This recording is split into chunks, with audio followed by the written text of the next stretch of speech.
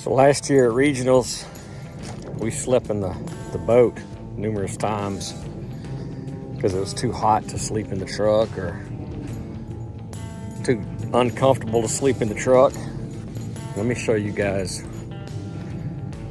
exactly what we're going to be doing this year before it gets too hot. Let me say that, before it gets too hot, let me show you what we're going to be doing. All right, we're getting ready to run down the fork, pre-fishing, but I want to show you guys the home away from home. Got my step. Let me get this untied real quick so I can show you guys. My bad, I shouldn't have tied it up already. I've got 4-inch memory foam with a bed cover, sleeping bag, pillows on this end. We got a whole bed up in here. We got screen windows on both sides with plexiglass, so we can open it up and get some breeze. And if you really need breeze, we can leave this door open, and I got a screen up top that would move the memory foam out of the way. Just move it out of the way, and then this door swings down in front of the door here. We got a screen door also.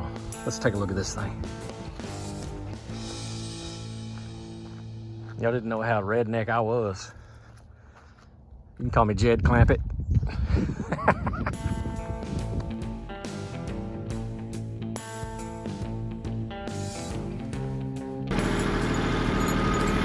And then we just take it off with the tractor. I set it up on a couple of sawhorses underneath the awning of the carport. And we only load it on the truck when we need to use it. And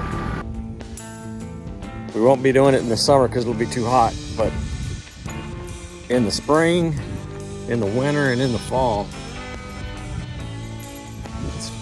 it's pretty neat. Made it out of plywood and frame material.